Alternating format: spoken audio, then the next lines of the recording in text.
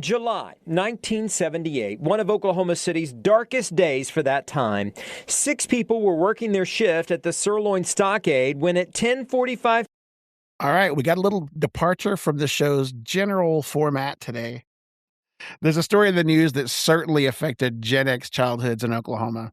We're going to talk about the Sirloin Stockade steakhouse murders that happened in the summer of 1978 in Oklahoma City. Today's episode's not going to be one of those true crime things. This story has been out there, of course, and covered every way you can. If you want the grisly details of what happened, this isn't the place. Instead, we're going to talk about the era, the time, and the generation that carried around that weirdness for a while. And why were we going to unpack this happy little episode? Because the wife of gunman and ringleader Verna Stafford was up for parole. While we were turning on the microphones for this episode, it literally hit the wire that she was granted parole. We're going to talk about that night, and we're going to talk about what it meant to grow up Gen X in Oklahoma with that story looming over us. We're a humor podcast. We tell stories here. We're going to try our best with this one.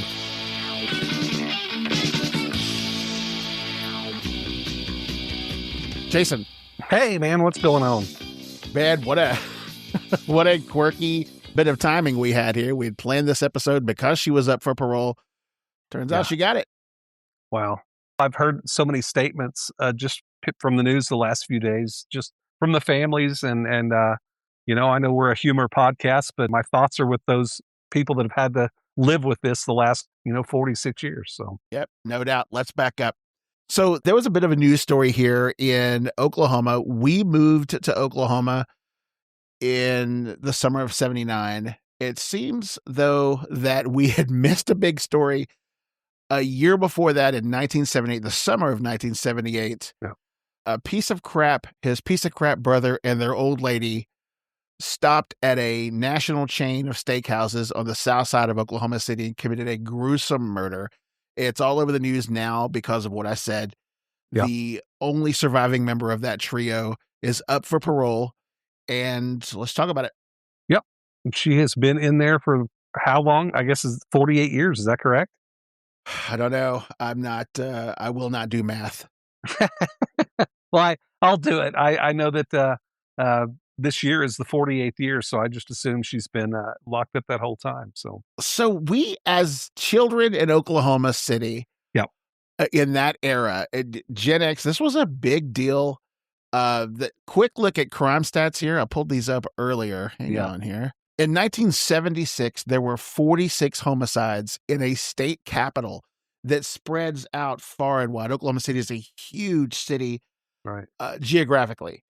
And so that's not many. In 1979, the year after this happened, there were 102 murders. Oh, that's incredible. So it had more than doubled. To keep that in perspective, in 2025, there were 74. The city is twice the population it was then. Wow. And so per capita, that's a big reduction. I don't know what was going on. I don't know if we were all just jumpy because of OPEC. The gas I don't know. Yeah, no kidding. That's wild. Those are crazy stats for sure.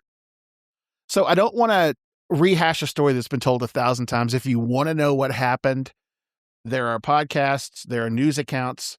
Some of the details are quite terrible. This guy, from all accounts, was just an absolute piece of crap. And we took out the trash in 1995 when Oklahoma put this guy down.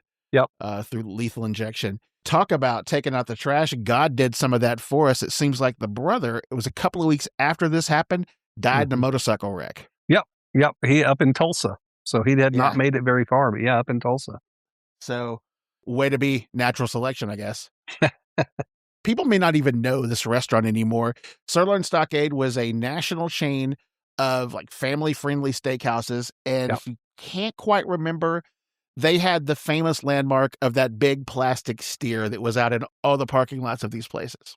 Yeah. And, the funny thing I remember about that steakhouse was, when the winds do come sweeping down the plains in Oklahoma, half the time that thing was on its side. Yes, it sure would fall over all the time. Yep. So this happened before the Herndon family found their way to to this western outpost of Oklahoma. Yep. And they hadn't captured. It took months to find out, to capture them. And so it was still in the news cycle when we moved.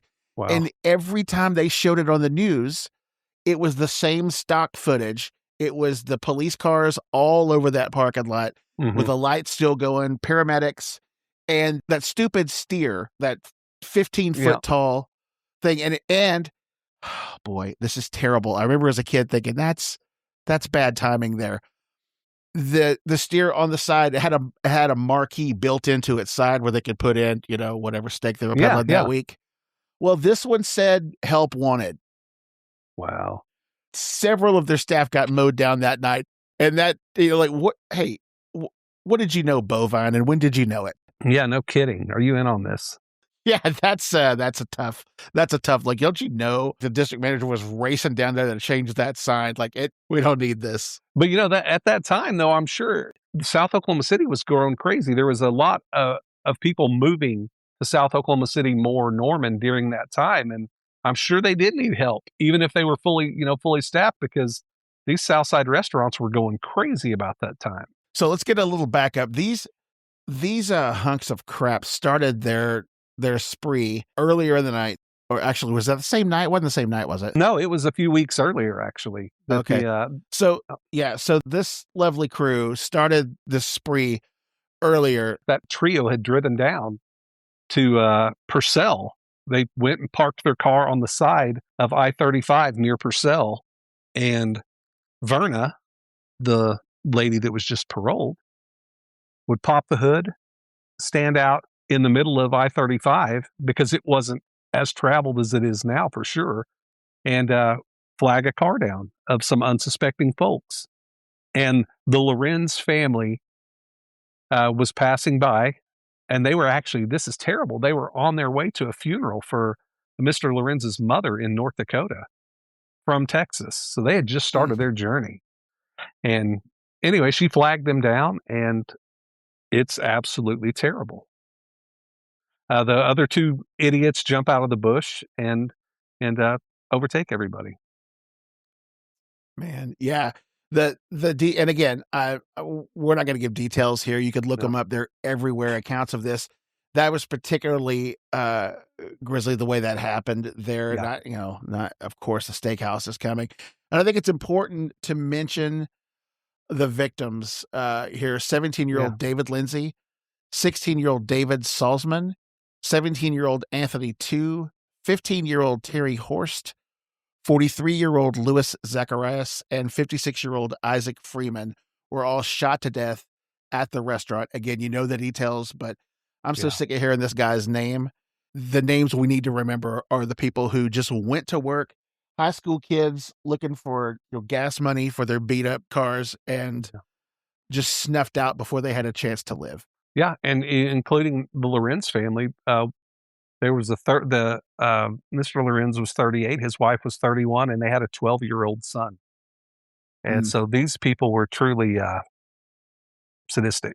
So, yeah. So what do you remember about that restaurant itself? They're among all the I-240 restaurants in the South Side. We've talked about those before because when you get a couple of, let's say, dinner enthusiasts together, we mentioned the restaurants. Usually it's female, though. I think Rubenesque.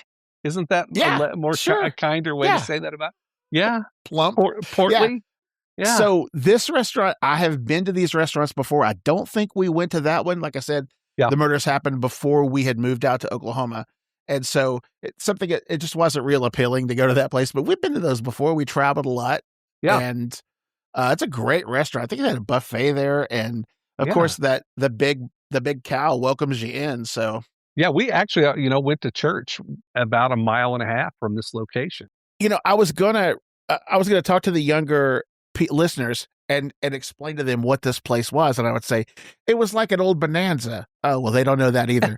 Okay, so it was sort of like a Ponderosa. All right, Ryan's, I'm sorry. Ryan's Steakhouse would be the most current, or closest, right? But that's been gone for 20 years. Yeah, I don't even know. It's sort of like a Western Sizzlin'.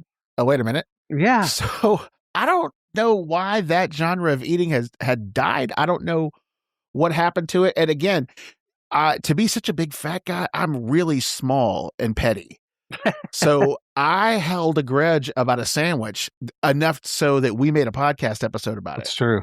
So True. I'm upset about this too. It was some pretty good food, but just imagine a casual 80s style steakhouse where they're I don't know another way to put it because I don't know of something now that's similar. It was almost like a Golden Corral, but steak only, maybe steak and Yeah. potatoes, maybe. Yeah, salad. Yeah, steaks and potato salad. What is wrong with us? We're having to describe what a Bonanza or a Ponderosa is. Well, how do you not know that? Well, Bonanza. because they're gone. They're gone, and they've been gone since not long after this, probably since the early 80s. Right. All right. So this date, the date that it happened, July 16th, 1978. Mm-hmm. Again, a year before we went out west. These three that we talked about before, I've read that it was actually, what's her name? It was actually the wife, Verna's idea for the ruse about the broken down car on I-35. It was her idea. Ugh. By her own admission, was her idea. Good Lord. Yeah. I also read today in preparation, and I think people will probably be surprised and shocked to learn that I prepare for these, if you've heard them. And that you can read. Hello. Right. But it turns out that they went to strong arm this steakhouse after they had closed. They knocked on the door because this is 1970s Oklahoma. Yeah. Where everybody knows each other and it's just an old oil cow town. And the manager opened the door for him and he told him his intentions. And so, and the manager, from what I read, the manager sort of mocked him and said, just get a job. Not thinking he's going to bust his way in there and shoot everybody. He just said, your talent should be used for something else other than this nonsense. Yep. And I think he was just trying to shoo him away. Hey, we're busy here. We're wiping down the counters. Yeah. Instead, Stafford comes in there and from the accounts, and again, I am not going to get into the details here, but he forced his wife to pull the trigger on one of them in the area of the restaurant where they did this, just so she would be culpable, just so she couldn't skate. And, they had actually were used, two of the three guns that they used in this were stolen from Marin's family from that earlier ruse down on outside of Purcell. So, yeah. Good Lord. I don't, something's bad. My brother is a shrink. I've had him on the show before. He always says when something like this is just ridiculous, he'll say, man, there's something bad wrong with that guy. Yeah. He's right. There's something wrong about that dude. Yeah. And there's there any better words to describe it, because that's a broken person that would do something like this. It's just something like this. He was clearly the ringleader. And how do we know that he's the ringleader? He's got 3 names. That's exactly right. Anytime, if you're a grown man, I should not know your middle name. Right? And the only time I should know your middle name, if it's a birth announcement of a brand new baby, or you got your name in the paper from doing something horrible. They don't make old babies. They don't make old babies. I look like one. I'm fat and bald. I look like a giant old baby. Yeah. You've got Roger Dale Stafford, which his brother Harold, we don't know his middle name. Well, because that's how this guy got to be the ringleader, because he's the ringleader because he had the 3 names. You've got just a year before this, another famous Oklahoma thing that had happened. The Girl Scout murders. Jean Leroy Hart had murdered those girls.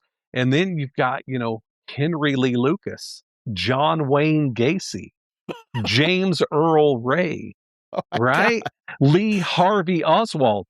I mean, what is going on? I looked at it because I'm like, why do I know all these dudes' middle names? And they said somebody back like in the 60s or 70s, in order to just add some suspense, started calling people by their full government name. I was going to do that. I was going to say my name here, but people know my favorite teacher, Miss Fuller, the high school mascot. They're going to be able to get a credit card in my name soon if I keep giving this info. So nobody gets my middle name, but yeah, if I kill somebody, I think I'm going to demand it. That's right. Give me my full run. Oh, well, I'm sure, in this Roger Mark Stafford was like, hey, can you please make sure you include the Dale? Because at this time, that dude's trying to cash a check at the IGA going, Yeah. I'm not that one. Not This that is one. really putting a dent in my insurance business. Can I we just know. call him Dale? Right. So, yeah, but that's just always been crazy to me that, So you're telling me that the murderers have 3 names, or serial murderers, but if like John Lee Hooker, David Lee Roth, they're okay. Like that doesn't necessarily mean James you're a Earl murderer. Jones, he's all good. Yeah, okay. I got it. That makes more sense. Yeah. But so yeah. how did you hear the story? Because we were very young at the time. How did you first hear the story? I don't know. I think I just picked it up. We moved to Moore, I think it was June of 78. And it was just in my consciousness the entire time it was the Sirloin Stockade murders.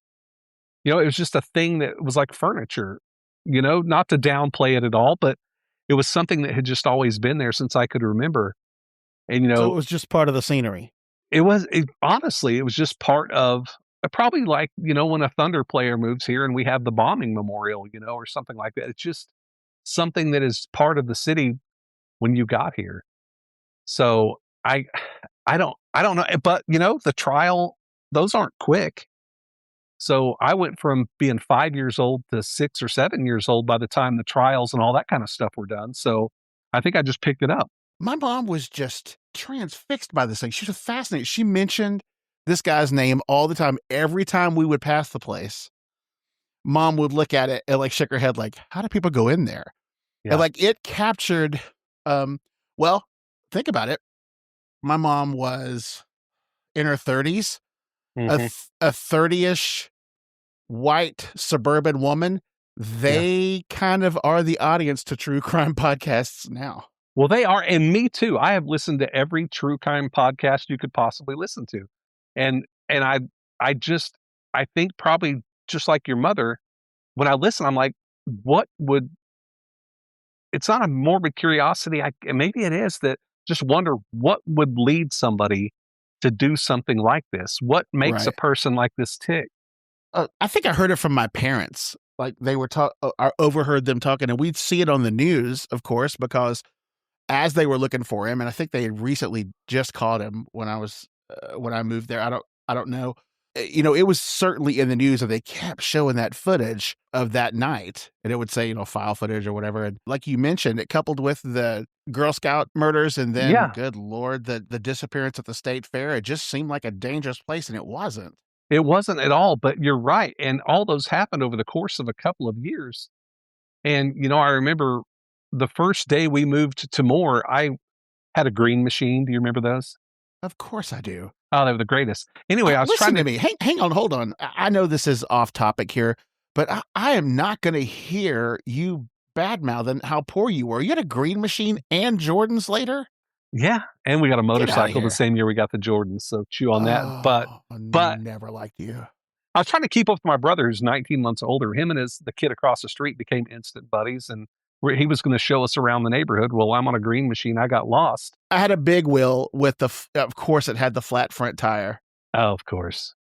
Well, I'm lost in a neighborhood. My parents are still moving in, and I'm lost. I flagged down some people and said, I'm lost.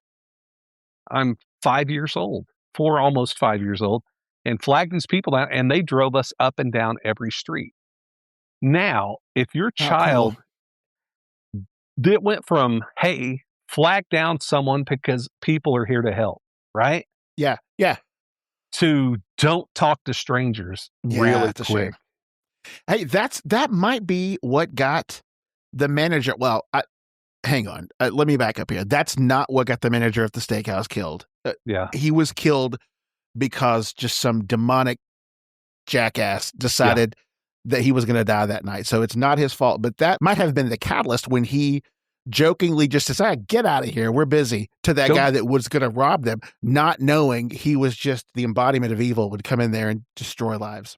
Well, if you want some money, go look out on that cow out front. It's help wanted. We're hiring. Right. Go about this the right way. Right.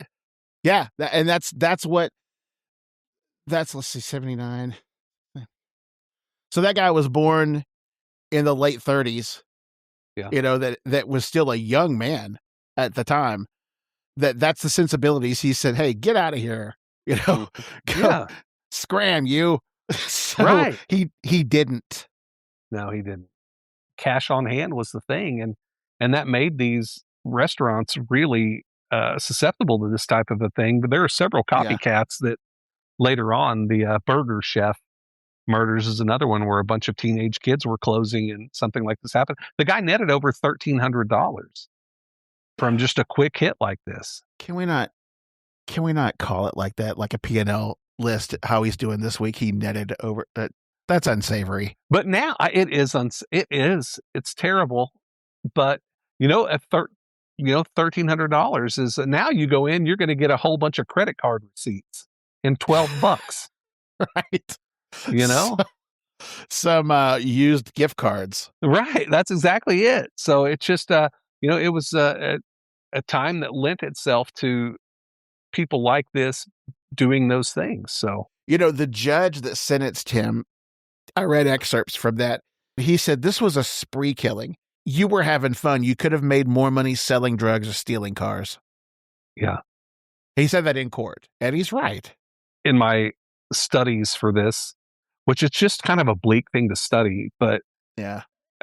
Verna, who she is actually, I believe the reason she's even was up for parole was because this would still. She promised not to do it again? I guess, but she told everybody what happened. Right.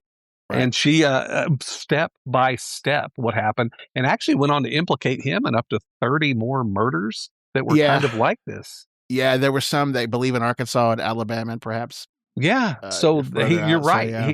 He was a person, the judge is right. He was a person that enjoyed this. I heard my mom talking about this with the neighbor lady, and it was like, oh, God, we go to steakhouses. Like, what is that something that happens? And you heard it on television. It was still in the paper. And I think it was because it was such an anomaly. It was such a sleepy town with such a huge sense of community. And then that guy just kind of wrecked things for a while. He absolutely did. And, during that 2-year span that we alluded to the year before, what, girls at Girl Scout camp, that's carefree. Right.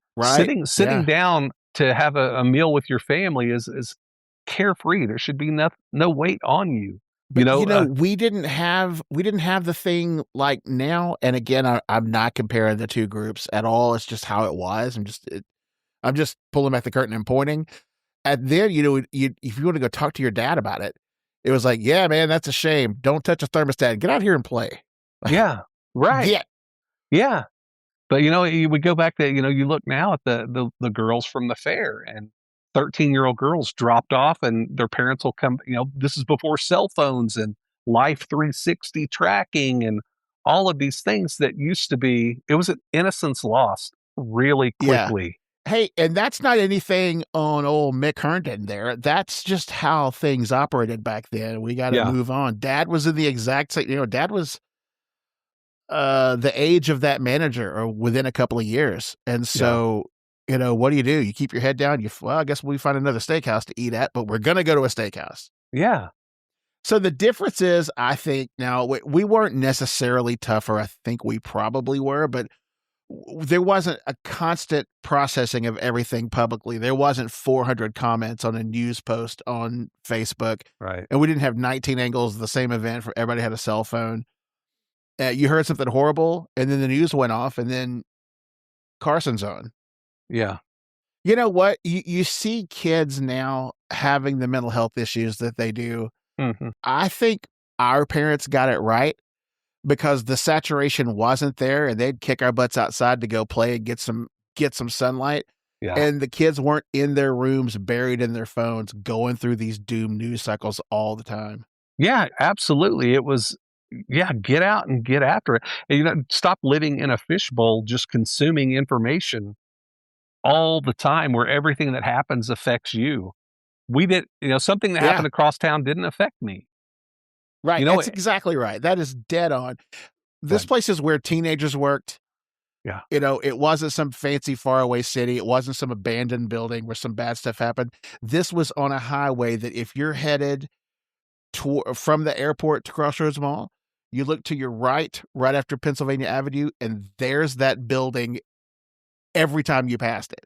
Yeah. And it was just a reminder. They eventually raised the building, and they, I don't know if anybody in the Midwest remembers the Black Eyed Pea restaurant. They built one there, and it was on top of where these terrible murders happened. And I remember going in there and eating, and Mom mentioning it, of course. Yeah. And just kind of sat there like, oh yeah, I wonder where it was in here. It was just terrible. Yeah. And in a city and state that typically memorialize everything, there was nothing there to note what had happened. Right. Yeah, the Oklahoma City bombing is downtown. The Oklahoma State plane crash of the basketball team. Yeah. With some of the sports information guys that went down in Colorado. There's a monument out there that Okies paid for. We memorialize things. We do. In Oklahoma, and not a peep about that. No, it's kind of sad, and I even looked to think, well, is there something hanging, or is there something? Yeah, there's absolutely nothing.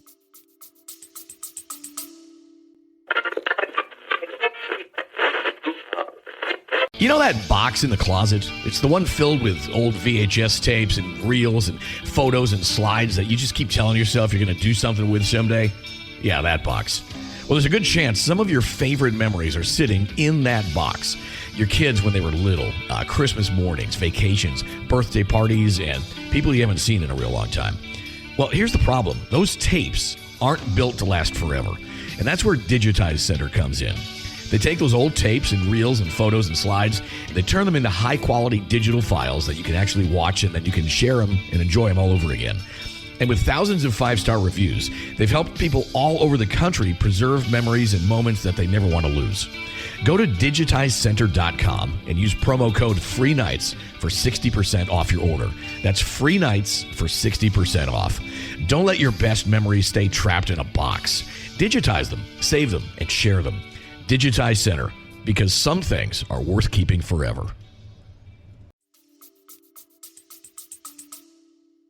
Yeah, and that's why it was important to me to mention the kids and the older guys that were at the restaurant, because they're to say they're the victims, of course, but man, I don't want them. We say that other guy's name all the time. Yeah. Paul Harvey used to end stories about some grisly murder or something. He would say he would want us to mention his name, and then it was just a pause, and he'd go to commercial, which I always loved.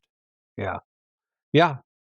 But though you're right there, he didn't leave behind a group of people, missing him. But these other folks, that his decision affected generations of people. One of the nieces was on even just the news today, and it's just heartbreaking to see the people that have had to deal with it. I read the accounts of the parole, how it works. There's the first, they said, terrible. They said she went through her first round of the parole hearing and advanced to the second round. It sounds like a reality show. Like she's going to go to the bonus round now. It's the NCAA and if she tournament. can grab enough dollars in that phone booth. Yeah. It's like, what? Yeah. It's time for Super Jeopardy. You're like, no, this is not Turns out she passed the bonus round about an hour and a half ago. Yeah. It's wild. And I also didn't realize, she's been up for parole every few years for the last several. So these families would get a letter saying, hey, Verna is up for parole again. And so it just tearing open a scar or a scab or however you want every few years. What a miserable way to do it. Yeah. But, as kids, we processed it. We didn't have the therapy, like you said. We had a bicycle, and let's hit the. We had bricks. A bicycle. You know what else we had while we're messed up? Or I don't know. Are we messed up or are we just callous? I looked one year. The number one selling book that wasn't the Bible in 1982 in the United States. Guess what it was? What is it? Truly Tasteless Jokes. Oh my gosh. You imagine the miscreant little jerk that bought that book? Yes. We had, let alone all volumes. There was like 2 or 3 volumes of that. And Well, the early version of true crime podcasts and Dateline was all of the girls in school that walked around with Children of the Corn and Carrie in paperback.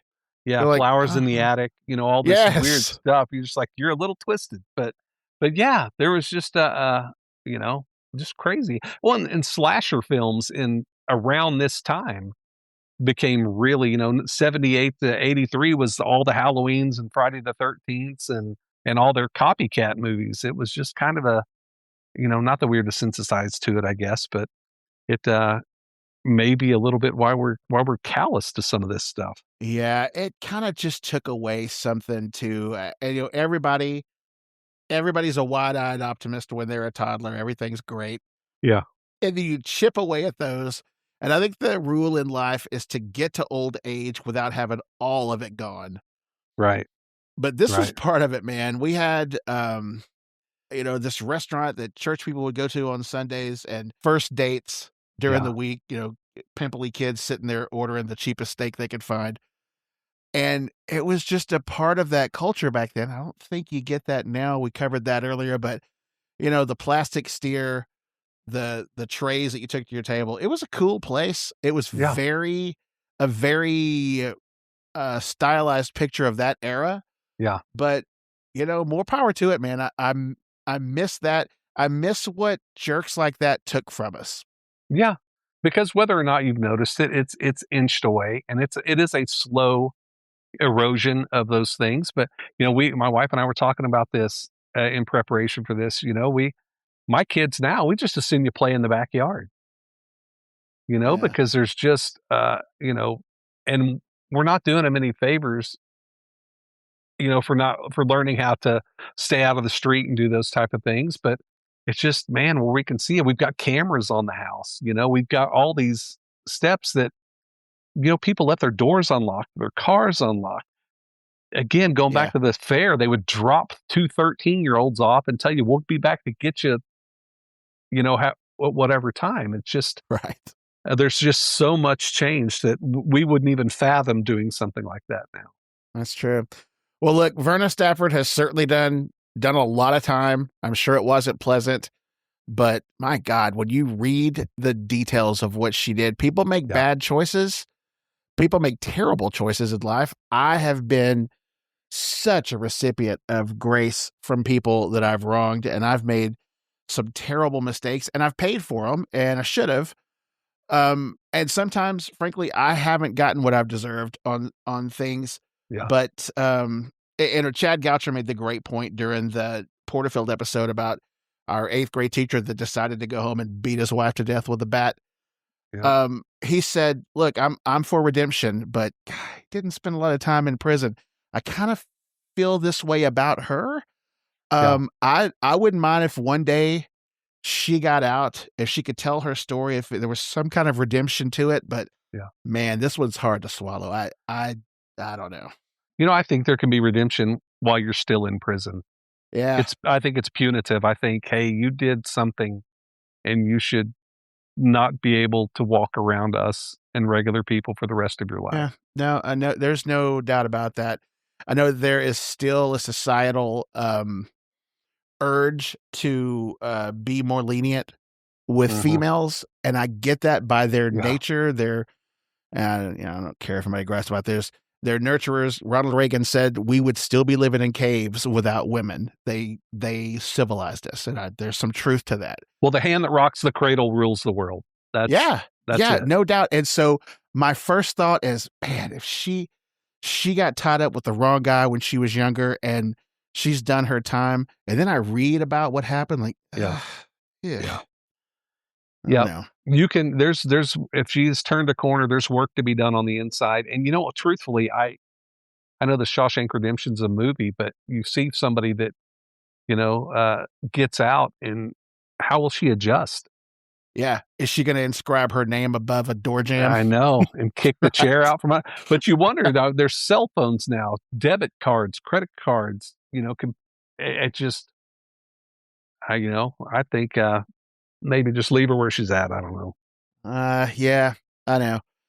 But that's not our decision, and I'm not the governor that has to sign this thing. The one that was released today, the one where she was granted parole today, doesn't get her out of prison. There's another life sentence that she's facing as well. Maybe one day she'll see some freedom. If she does, I certainly hope she tells her story not in a salacious kind of Hollywood way, but she tells the story as a cautionary tale to, man, just don't. Just respect the value of life, you know? Yeah. Yeah. So, no and doubt. you say they didn't ask us and it wasn't our decision. They don't ask me anything. You know what I mean? They should. They should. I'm a huge deal. I don't think they understand how big of a deal I am in my house. I've got ideas. I'm sure they're wonderful. I've got thoughts on things. You know what? Right now, your mom is saying, that's right. He is. Yeah. And she's, God love her. She believes in me. Mrs. Dean is a supporter of the show, so we welcome it. That woman is a saint. She sure is.